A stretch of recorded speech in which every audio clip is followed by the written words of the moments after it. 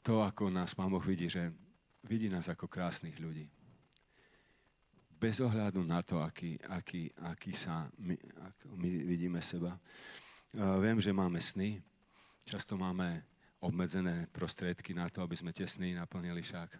Čokoľvek. Môžu to byť aj sen, ja neviem, mať dobrý bicykel, aby som mohol chodiť cez všetky kopce. Alebo túžba, že Bože, chcem ťa viac počuť, vnímať, rozumieť ti. Ja neviem, vy viete, hej. Trošku porozmýšľajte, aké máte sny a nevidíte ich ešte. Ja som mal sen mať gitáru poriadnu. 10 rokov sme hrali na takej, že mi hovorili mi kamaráti, že a kde máš kajak? Veslo už máš. a potom prišiel chlapík jeden za mnou domov, dvaja, zaklopali na moje dvere a povedali, tak to sme my, čo si raz nám písal. A ten príbeh začal tak, že ty si nám napísal, že ak by niekedy niekto vám dal gitáru, oni pomáhali s gitarami, rozdávali mladým worshipákom. Takže ja by som chcel mať takú čiernu Ovation gitáru s výkrojom, že to je môj sen. A pol roka som neposlal tento e-mail, lebo som sa hanbil. Som ho poslal, keď ku ním prišiel, tak oni pozerali na e-mail, tak mi to vysvetľovali. Otvorili tú gitaru, ktorú im dal jeden Brian Howard, sa volal worshipák z Anglicka. Doniesol im čiernu Ovation gitaru s výkrojom a povedal, tu je jedna gitára, možno niekto by ju potreboval. A oni tak predáme, kúpime za ňu 20 lacnejších a rozdáme 20 ľuďom. Možno, že niekto potrebuje tú gitáru. To bolo v útorok, v piatok dostali môj mail, tak zaklopali na moje dvere. Ja som býval na 3. poschodí proste v takom malom bytíku s manželkou. Otvorím a oni, tak to sme my, čo sme ti písali, že prídeme. To vítajte. Sadli tam a otvorili čierna Ovation gitara s výkrojom a ešte vyrezávaná kobylka. Som odpadol a hovorím, že Pane, že po 10 rokoch si mi dal dačo, čo naozaj znie dobre. No a teraz to má syn, už zdedil a pokračuje ďalej a chcem povedať, že to sú sny, ktoré máme, niekedy trvá 10 rokov, keď sa naplňa. A viete, nebol to taký nejaký sobecký sen. Ale sme ľudia proste, máme sny a keď sa nenaplňa niektoré, tak nám chýba niečo však. My to tak radi povieme, že ale tak Pán Boh proste je tvoj všetkým a tak. Ale je pravda, že on nás stvoril a keď videl napríklad, že Adam, ktorý mal vzťah s Bohom, prechádzal sa s ním, rozprával s ním osobne, tak Pán Boh povedal, čo mu chýba. Chýbala mu manželka, žena. Si viete predstaviť tú bezbožnosť, ktorá vyrastla v Adamovom srdci, chcieť niekoho iného ako Pán Boh? My to tak zduchovňujeme niektoré veci. Ale Pán Boh nás stvoril ako ľudí, ktorí majú pocity, túžby, sme v ľudskom tele, potrebujeme jesť, chceme jesť veci, ktoré nám chutia a tak ďalej, a tak ďalej. A niekedy na to nepozeráme. A keby sme takto riešili, ako my niekedy kážeme ku našim ovečkám, a keď sme to takto brali, tak nás by pozatvárali, ak by sme to robili ako otcovia ku svojim deťom takýmto spôsobom. Nie, toto jedlo nie je. Ja ti chcem dať toto jedlo len, hej, že nemôžeš byť sytý a nemôžeš jesť jedlo, ktoré máš rád, môj synček. Ty by čin pokáň. A tak, rozumiete ma, čo chcem povedať. A preto to teraz hovorím, lebo bal by som sa to rozprávať niekde inde pri ľuďoch, ktorí chcú hrabať. Niekto povedal, na čo máme ruky? Niekto povedal, aby sme sa modlili. A kazateľ povedal, brat Fazekáš, nie, aby sme hrábali. Nie, neverím, že nie ste títo ľudia, ktorí hľadajú svoje veci. Ale Pán Boh ako dobrý otec je šťastný, ak jeho deti majú naplnené vnútorné potreby. A nemusí to byť Ferrari, ani nič. Naplnené vnútorné potreby. Ja sa vám chcem priznať, že som často išiel proti svojim vnútorným potrebám. A preto som začal byť plechový. Aké to bolo? Ploský, plechový? Emočne plochy. To si musím zapísať. To bolo... Rozumiete ma, že Pán Boh nechce mať svoje deti, ktoré sú emočne ploché. Ak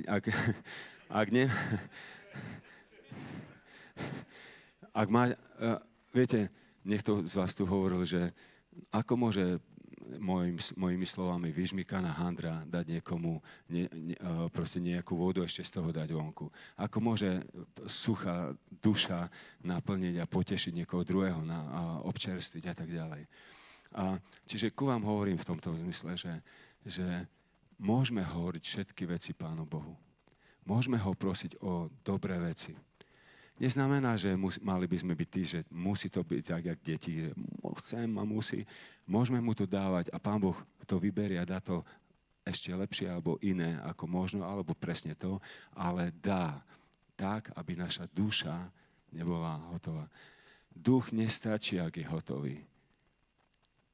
Duch je v poriadku, ak žijeme s Pánom Bohom, chceme s ním, ale ak duša a telo má nejaké trápenia, ovplyvňuje to ducha tiež.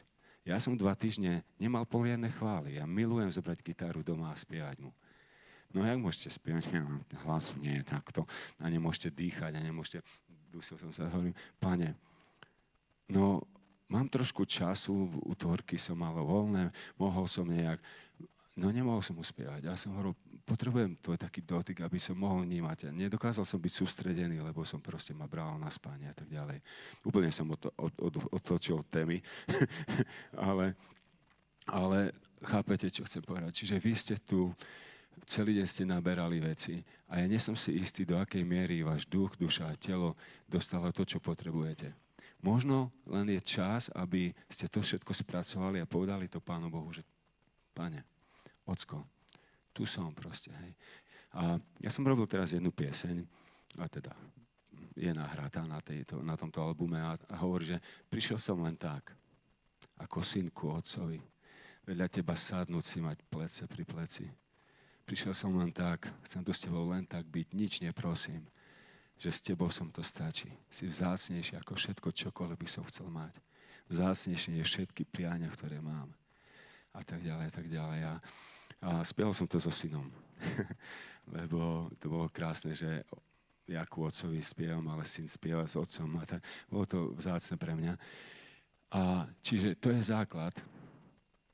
Pán Boh stačí a chcem, aby mi stačil, ale nie to všetko, čo Pán Boh má. Hej. On s tým, kým je, pre svoje deti dáva aj najlepšie veci. Hej. No a že by ste vedeli, že ako to je, tak my sme pred 11 rokmi manželka úplne vyhorela. Ja som sa tváril, že nie som vyhorený, lebo nech to musí sa starať. A manželka, ktorá keď sa usmiala, tak rozsvietila sa celá miestnosť zrazu. Každé ráno bola taká, že mi hovorí, že mi sa nechce žiť proste, že vyhasnuté oči. A to bola žena, ktorá proste robila otvorenie celého Campfestu, všetky tie detaily, duchovný náboj, všetko, čo Pán Boh dával na srdce nám, tak ona to tam umelecky stvorila spolu s ďalšími ľuďmi v tíme. Krásne veci, zmysluplné, hlboké a zrazu proste nemá život v sebe. Hej? A to je naša vec. My sme zastavili a odišli sme na rok preč. Najprv sme išli na mesiac a pol. Po mesiaci a pol, keď sme prišli, tak všetko nás skočilo takisto, jak to bolo predtým, len sme boli na tom horšie. A potom po 3 rokoch sme povedali, to musí byť celý taký čas preč. A tam sme dali čas Pánu Bohu, kedy sme sa modlili, rozprávali, chodili do spoločenstva, trošku športovali, čítali veľa a povedali sme, že nič nemusíme. Nemali sme žiaden príjem, mali sme kreditku, ktorú trebalo každý mesiac splatiť nejakým zázrakom. A boli sme vlastne v Amerike na mieste, kde sme za rok prežili. A Pán Boh nejakým zázrakom stále doplnil naše veci, vždy sa nech to ozval, urobil, pomohol nám nejaké veci. Nech to nám požičal auto, lebo si kúpil nové a staré ešte sa mu Pán Boh hovoril, nech nepredá, že možno nech to potrebuje na nejaký čas. A bývali sme v dome, ktorý nám nech to len tak nechal, lebo na teplé časy chodil proste inde bývať, tak tam mal domček. A my sme nechápali proste. Keď sme prišli domov, dokonca Ľudke som urobil kuchyňu podľa jej snov, presne ergonomicky, kde čo má byť, to bol jej sen. Mali sme aj na toto peniaze. A ja dodnes neviem, ako je to, radšej som nepozeral na tie účtovné veci, akým zázrakom sa to dialo. Ale Pán Boh si nás zobral ku sebe a po roku sme prišli a ja som cítil, ako ako osprchovaný chlapík, ktorý proste môže s radosťou fungovať a dávať veci ďalej. A teraz, že by ste vedeli, aký som svätý, tak som si povedal, každých 7 rokov to urobím, že na nejaký čas odídem. A raz v týždni budem mať jeden deň, kedy naozaj nedvihnem telefón a neurobím žiadny e-mail a nebudem odpovedať a manažerovať veci. Po 7 rokoch prešlo 7 rokov a ja som sa cítil som hanbu, že ja mám znova ísť na sabbatical. Však tu kamarát ešte nebol a ten tiež nebol. A ja znova pôjdem. Tak som odložil, teraz je 10. rok a preto Pán Boh musí mi hovoriť také pripomienky ako dneska, lebo 4 ľudia za mňou už došli, ktorí mi povedali, že obrázy rôzne a hovoria, že je čas. Vieš čo, videla som ťa, jak kľačíš tam na kolene pred Pánom Bohom, pred krížom a z tej tvojej škrupinky, ako si kľačal, vyšiel tvoj duch a Pán Boh ti hovorí, že pozri sa dozadu, čo je všetko za tebou vidno a teraz zastaň a odpočin si. OK, dobre. Potom nech to ďalší dneska Michal, Pán Boh sa z neho hovorí. Ale ja som začal už nejaké kroky robiť, ale že by ste vedeli, aký sme. Zabudáme na svoje potreby a preto nemáme často čo dávať ďalej. Nemáme dostatočný príjem od Pána Boha a zabudáme, čo máme ďalej, čo môžeme dávať ďalej. A ja tak skočím úplne na jednu vec, lebo je to hrozne dôležitá. Sofoniáš, rôzne preklady sú, ale tento je taký roháčkom, myslím. Pán tvoj Boh je s tebou. Mocný bojovník, ktorý zachraňuje. A teraz bude na tebou jasať, radovať sa spevom. A teraz si predstavte Pána Boha. A teraz nehovorím my, konkrétne každý z vás, ak ste tu, či ste kazateľ, či nie ste, čokoľvek ste. Pán Boh hovorí, že keď vidí tvoj život a pozerá zhora na tvoj život, tak jeho pohľad je taký, že jasá nad tebou. A bude jasať nad tebou. Iný preklad hovorí, že roztancuje sa nad tebou. Viete si predstaviť, že stojíš pred Pánom Bohom a pozeráš a Pán Boh tancuje divokejšie ako Dávid kráľ. Lebo ty si mu tak vzácny. A teraz predstavte si, že stretnete Pána Ježiša tvárou v tvár v nebi. Pán Ježiš ti povie, pamätáš ten čas, keď si prežíval tieto veci? Tak túto pieseň som ti zložil vtedy. Zoberie gitaru, furch, určite to bude. Dobre, alebo vážbun, myslím, že je to. Dobre. Tak zoberie a začne ti spievať pieseň.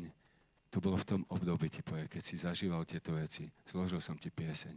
A bude ti hovoriť, to, čo ty mu teraz tu spievaš, tak on ti bude hovoriť, ako sa raduje. Ja neviem, zaznie to, že si môj milovaný. Absolútne ten, na ktorého som hľadel v každej chvíli a nikdy som nestrátil zrak z teba. Ty budeš počúvať, ako ti Pán Ježiš spieva pieseň. Nie preto, že ty si stred vesmíru, pretože on je stred vesmíru a nejakým zázrakom ťa miluje dokonalou láskou. A teraz chcem vás poprosiť, že je to čisto osobná vec, že ja nechám chvíľočku ten čas. Skúste si predstaviť, ako Pán Ježiš ti hrá pieseň pre teba. Čo by ti hral? Alebo si predstav, že tancuje pre teba. Že ti ukazuje video, ako vtedy, keď si prežíval túto chvíľu, tak on natáčal video, ako to on myslel a videl a kde ťa viedol a aký zmysel to má a malo mať. A ako to nakoniec bolo. Takže ja viem, pre niektorých je to ťažko toto si predstaviť. V CBčku naozaj náš Pán Boh vyzeral, že jak toto neurobiš, to ťa tak vypleskam. Proste. A to bol náš Pán Boh, hej, vtedy. Viem, že v Čechách celkom tak slušne to fungovalo. U nás to bolo veľmi strohé. Pri niektorých chválach si Bohu známy brat aj odpľul. A vtedy som zabudol aj ten tretí akord, ktorý sa mal dať proste. Rozumiete ma, že teraz si predstavte, že stretáte Pána Ježiša. On nás vítá a hovorí, keby si ty vedel, jak ťa milujem, objíme ťa. A povie, vieš čo, poď, tu si sadni. Túto choreografiu som vymyslel pre teba vtedy, keď si toto prežíval v živote. Nie pre všetkých, pre teba konkrétne. To ty si mi taký vzácne. Pozri, dá tam, nech tomu zapne ten muziku. A on ti začne tancovať veci, ktoré proste sú nádherné nad tebou a vyjadrujú v tom tanci kompletne to, ako mu na tebe vždy záležalo, ako ťa miluje. A potom zoberie toho furcha, gitaru a začne ti spievať úžasné slova, že môj syn, proste si pre mňa absolútne jedinečný a poznám každý zárez na tvojom prste. Viem, koľko vlasov máš, si mi vzácny, pozoroval som ťa vtedy a takto som na tebo prehlásil a to som vedel, že tam ťa dovediem a preto som skladal túto pieseň, aby si ju počul, lebo si jedinečný pre mňa. Ľahko sa to hovorí, keď sme medzi mnohými ľuďmi a miluje nás Pán Boh, ale on takto miluje teba a mňa. Chcem vás poprosiť, že môžete si ten obraz niekde uložiť, že Pán Boh nad vami jasá. Kedykoľvek príde diabol a bude vám hovoriť, že sme nedostatoční a že znova sa niečo nedarí a znova sme v čudu a znova nevieme, ako prejsť z tohto problému do nových časov a znova nevieme, čo mám robiť s manželkou a s deťmi a tak ďalej. Môžete si to vy uložiť do srdca, do hlavy a môžete povzbudzovať navzájom jeden druhého, tak ako Božie slovo hovorí, potešujte môj ústatý ľud. Môžete hovoriť o tom, Pán Boh ti práve robí pieseň. Skladá báseň pre tebou, kreslí obraz pre teba. Tancuje pre tebou a zobral celý orchester a zobral všetkých tých najlepších muzikantov, anielov, čo sú tam, ktorí hrajú akordeón, ktorých ani netušíme, že existujú. A vtedy sme ti hrali symfóniu. A potrebujeme sa povzbudzovať v tom, lebo veľa vecí sa nám nedarí. Viete čo, posledné 2 roky dcera študovala v Anglicku, neviem, či to môžeme púšťať, ale množstvo, teda najbližší ľudia boli homosexuáli okolo nej, bývali v jednom takom domčeku, tam nemohla povedať ani slovko opozitné nejaké, lebo by bola outsider v tej chvíli, musela byť ticho, nemohla hovoriť svojim hlasom svoje názory, lebo oni všetky tie tiktokové názory mali už dávno jasné. A pritom boli priatelia. Začala mať panické ataky v noci. Povedala nám nie tak dávno, že vieš, sa jej to stalo raz u nás doma, teraz býva s nami a končí školu. Neuropsychológia, neuroveda, neuropsychológia, neviem ani, jak sa to volá, také zložité vedecké niečo. A vlastne dostala panický atak v noci a našťastie Ľudka bola hore, tak len napísala mami, že si hore, že môžeš prísť ku mne. Pribehla a potom ráno mi to hovorili a že čo bolo, hej, keď to na ňu prišlo také zlé, tak vlastne ona nemohla dýchať, samozrejme. Takéto veci a strach, že práve zomiera a nevie sa nadýchnuť a rôzne veci. A potom ráno nám povedala, že to bolo také krásne, že mamka pribehla. Ja som bol v inej miestnosti, ja som sa modlil. Som nevedel, čo sa deje, ani som nevedel, že sa niečo deje, len som sa modlil zrazu. Hore som sa modlil za Ester aj za našich. No a ona hovorila, viete, koľkokrát sa mi stalo, že som o 1 dostala panický atak a do 6 som bola sama a bojovala s tým a prežívala tie šialené veci. A my, keď sme si to predstavili, že čo sa dialo a koľkokrát to bolo, tak sme proste boli takí z toho vyguláni. A my rozprávame o všetkom takmer, ale tieto veci nám nechcela hovoriť, aby sme my neboli nešťastní, sme na Slovensku, ona tam a nevieme jej pomôcť. Hej. A v tom istom roku, pred 2 rokmi teda tak, syn začal dostávať panické atáky. Z ničoho nič, proste trošku ho to zobralo, veľa práce, zobrali ho na muzické umenia, na výšku, popri tom predtým architektúru, tam trošku prehovoril, všelijaké veci, oženil sa, menili miesto, z ničoho nič, tiež také veci. Na to jeho manželka proste dostala všelijaké stavy, zvláštne musela byť v nemocnici na mesiac. A to hovorím taký prierez 2 rokov na povzbudenie pre vás, že keď sa vám zdá, že niektoré veci nefungujú, tak nech vás toto nestretne. a, a, a po celý ten čas, ako otec a ako služobník, ako ten, ktorý chodíte hrať a pozbudzujete ľudia, spievate, že skladá si o mne chorály a sonáty slov a pozbudzujete ľudí, tak vidíte, koľko doma nefunguje veci. A tu my rádi sedíme pri stole 3 hodiny, rozprávame sa, modlíme, všetko možné, máme sa veľmi radi, to je krásna vec. Ale proste boli to ťažké veci. A sú. A ja preto to hovorím znova teraz, lebo vy ste tu a keď nechcem, aby ste odišli domov s tým, že vaše vnútorné problémy sú Pánu Bohu ľahostajné. Lebo ja teraz som zobral Ester pred mesiac a pol spontánne za peniaze, ktoré sme nemali. A proste hovorím, Ester, ešte poď, ideme my do Betelu. My sme tam s ľudkou boli nejakých 6 mesiacov na sabatikále. A pozri, a ona študovala 2 roky školu BSSM tam, čiže misijnú školu, a potom išla do Anglicka. A hovorím, potom, teraz vlastne skončí školu, anglickú školu, a vlastne odíde z domu a čo ja viem, či sa ešte budeme takto vydávať spolu, hej, ja neviem, kde ty pôjdeš, kde sa vydáš, kde budeš žiť. Urobíme otcovsko-dcerský výlet. No a tak sme sadli, vybavili za 3 dní všetko, išli sme tam, bola tam konferka prorocká. A keď sme išli naspäť autom, tak ona hovorí, že oci, že 3 týždne naspäť som hovorila Davidovi, synovi, môj brat, že ja nerozumiem tým rokom 6, rokom 5, 6 rokom na tej škole, že na čo to bolo proste. Mne sa zdá, že Pán Boh ma opustil tam. Že som bola sama, proste 6 rokov sama. A vieš čo, teraz som tu bola, keď za tie 3 dní, čo sme boli na tých konferkách a tak, a sme sa prechádzali hore-dole, jedli dobré veci, tak, neviem, či hamburgery sú dobré veci, ale boli chutné, tak hovorí, že ja som si uvedomila, že Pán Boh ma nenechal ani raz. A ja tam sedím v tom aute a hovorím, Páne, ďakujem ti, že som nepremárnil tých, neviem koľko, 1,000 eur, 3,000, 4,000 zbytočne, že to stálo za to.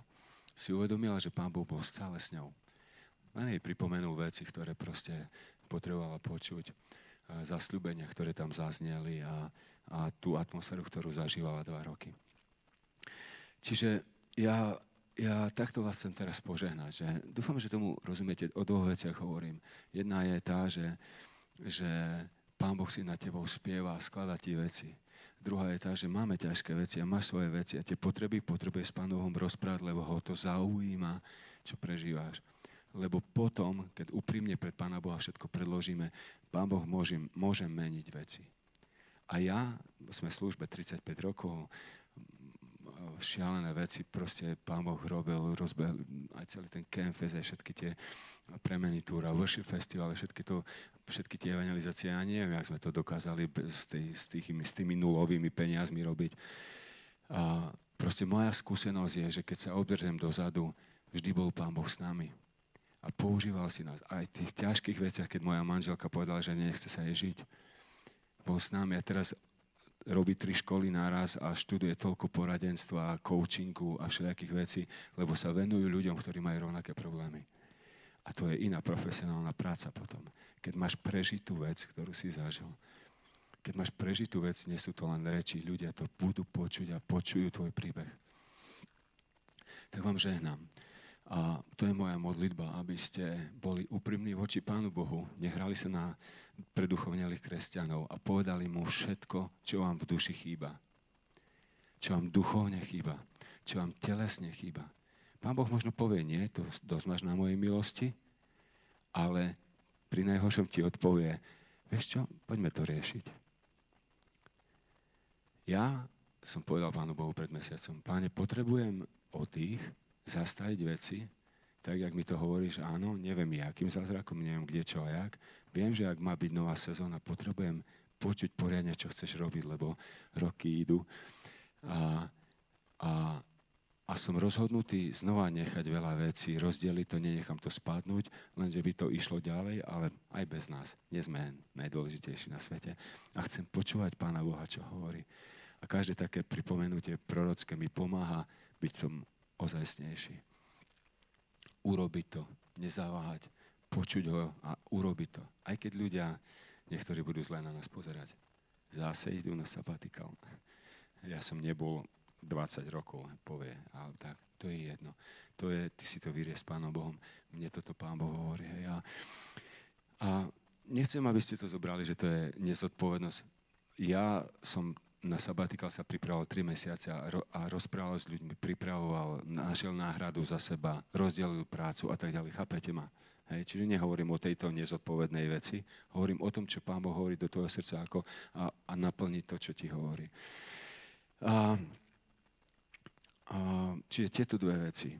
A tretia, len posledná taká je, nech toto sa vás to už tu spomenul, že pozrite, identita je neskutočne dôležitá na to, aby sme vedeli, kto sme, aby sme mohli byť kňazom v rodine, otcom v rodine a rodičom. Manželom, sorry. Čiže, dobre som povedal? Kňaz, otec, manžel. Pozrite, tieto 3 veci, ak nefungujú v rodine, alebo tam, kde funguješ v spoločenstve, že si aj otcom, aj kňazom, aj manželom, tak vlastne chýba niektorá oblasť, potom je to slabá vec a je to niečo, kde diabol môže zarýpať do toho. Ja chcem poprosiť, aby ste rozmýšľali reálne, ako vás Pán Boh vidí, ako tých, ktorým spieva pieseň a s ktorými počíta, že to, kým on hovorí, že si ty, to platí. Ak to neurobíš, potom veríš klamstvu, čo ti diabol hovorí, že si kto. A ja nehovorím, že by ste boli úspešný človek, nejaký najväčší podnikateľ. Možno tvoja úloha je byť len dobrý oco doma. A naozaj vychovať dobré deti, ktoré pôjdu ďalej ešte ako ty. Alebo neviem, v práci byť dobrý podnikateľ.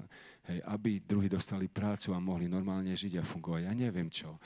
Ale tvoja identita je dôležitá, lebo kedykoľvek o sebe pochybujeme, tým menej za nami potom vidno. Lebo nepôjdeme do veci, v ktorých Pán Boh nás vidí, kde nás vidí, že by sme mali byť. A sa to ľahko hovorí, ale ja môžem to hovoriť, lebo keď som videl, jak chlapci hrajú, som sa vyzdieral, moji chlapci v kapele mi hovoria niekedy, vieš čo, toto piese by si nemusel hrať, tak jemne mi hovoria, inými slovami, hrozne to kazíš. Hej? Nie som taký hudobník, aký by som mal byť, snažím sa, ale tá prvá doba je pre mňa druhá väčšinou. Vážne, hráme, klik ide ping, tang, tang, tak a ja ping, nán a idem na druhú a oni na prvú. A potom len po mne kúkajú a kričia mi do mikrofónu, máme v ušiach, že Marián, ideš pozadu. Tak snažím sa napraviť. Ľudia samozrejme dobre spievajú, len ja zle.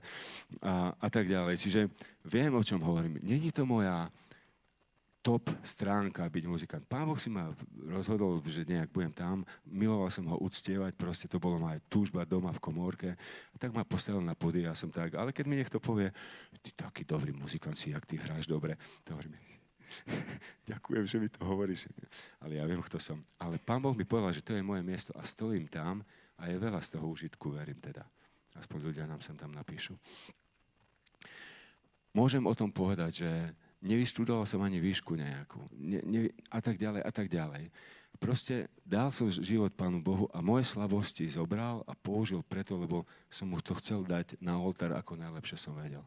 Čiže nehovorím o dokonalosti, o nikom z nás tu.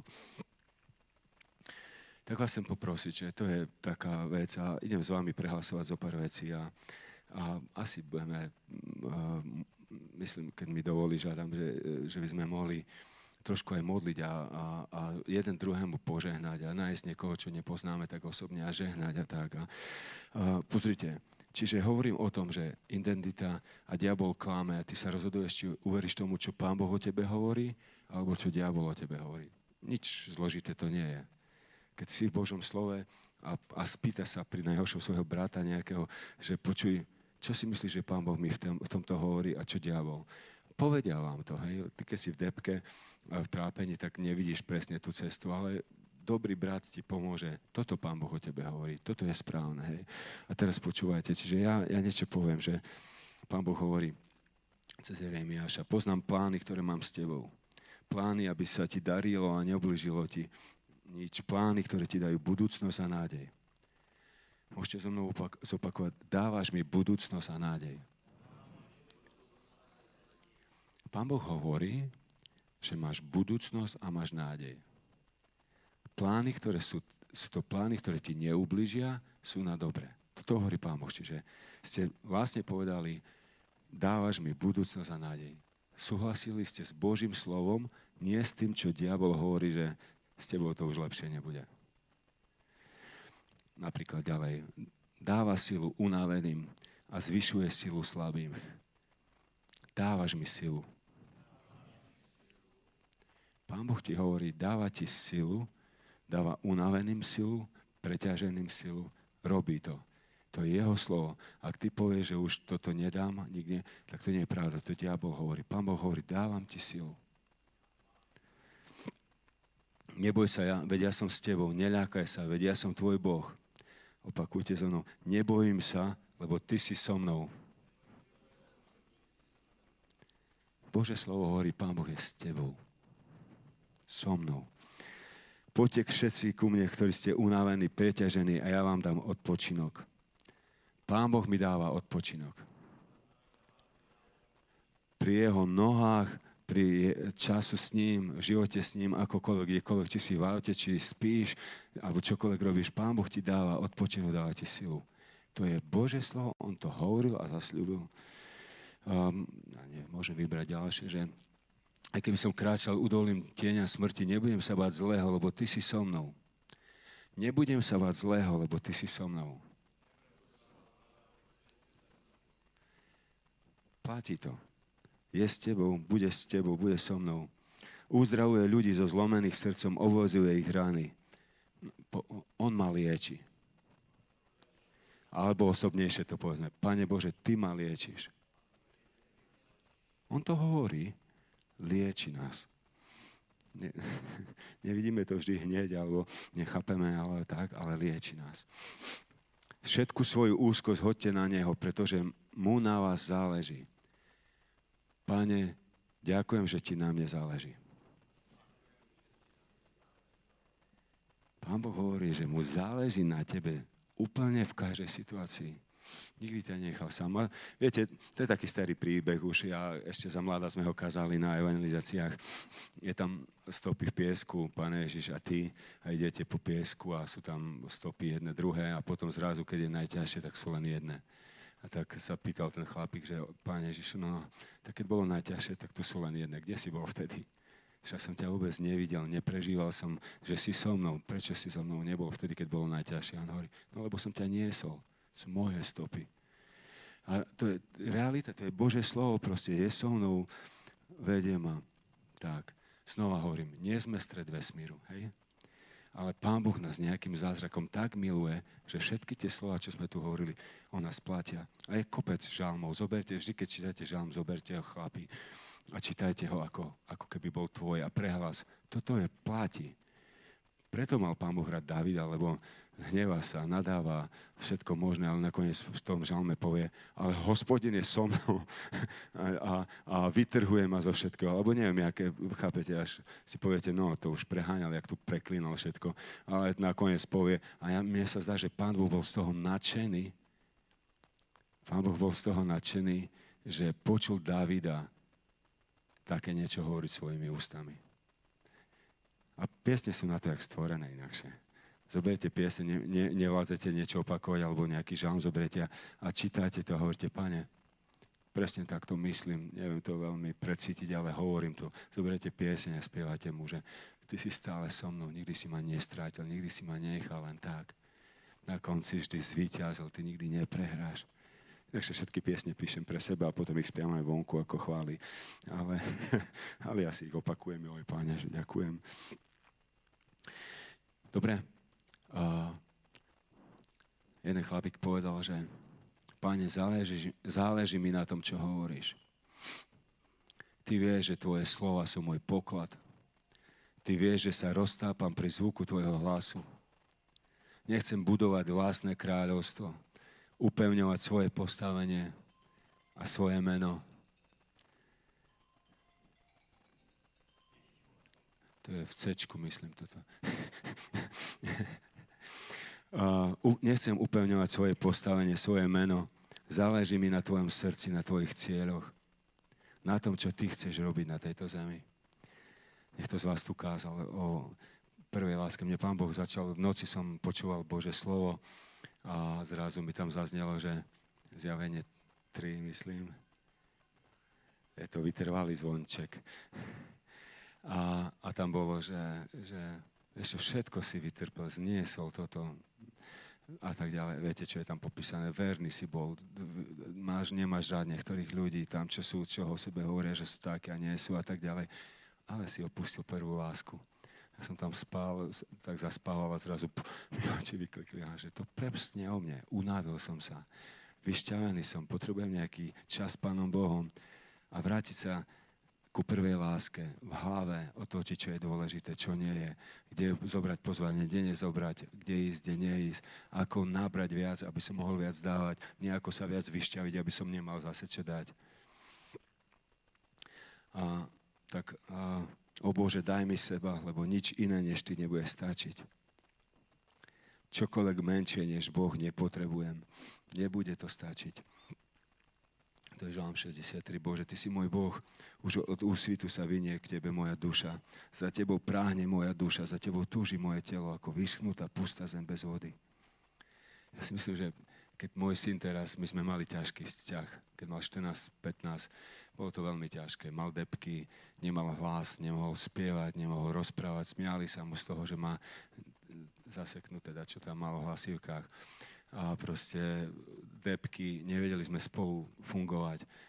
Čokoľvek som robil, ako sa len dalo, proste vždy to nefungovalo.